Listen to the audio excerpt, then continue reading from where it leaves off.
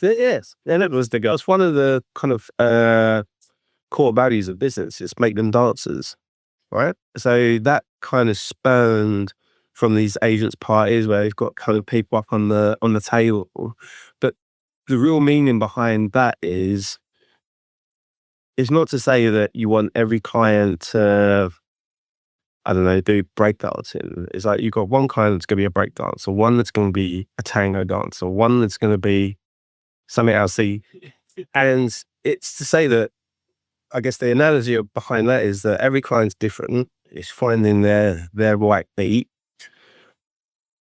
but you want them to be dancing with you, right? It's part of that process and part of that journey. And again, like, I think for me, coming from both sides of trad and D&B, it's the same thing that, like that kind of old analogy of people by people, right? And it's very kind of driven into sort of Thirdway that it's not just the pitch process, it's everything. Like during the duration of a project, you want it to be a great experience for your client, because when they decide to move or expand or relocate or whatever it is, you want them to be your first port of call to come back and say, we enjoyed so much last time. You gave us a great product at the end of it. Let's do it again.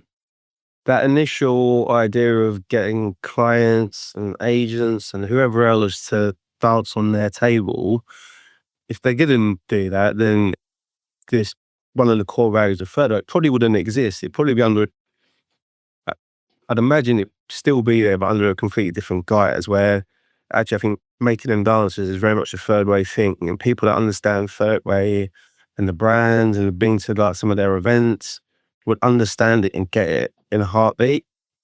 And it's so, again, I enjoyed like the 6 years I was there. What is so wildly different between D&B and A&D? Because you've actually had a seriously like good shot at D&B in terms of like 6 years. And especially now the world is so different to what it was like 6 years ago. You've had a proper slug at D&B and you've also had a proper slug at A&D. Yeah, so it's a kind of a really interesting question. I think for me, so when I kind of started out, D&B was very much seen as like the naughty word or the sort of dark side. And even when I decided to kind of leave BBG and join Anomaly, who get a one Thirdway companies, people within kind of BG, within the industry, was like, oh no, you can't join dark side. I'm like, well, I'm not. Like, Anomaly are essentially a trad business. But in many ways, I'd say that Anomaly are kind of like a hybrid.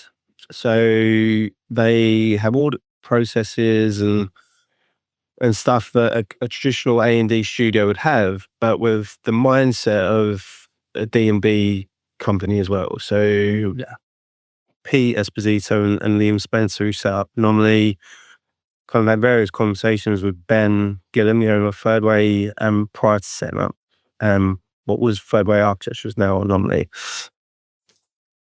And actually, like the stuff that Anomaly are doing is exceptional. And it is actually. Yeah, well, I went in there 6 years ago, to sort of set up the kind of interior side of Anomaly.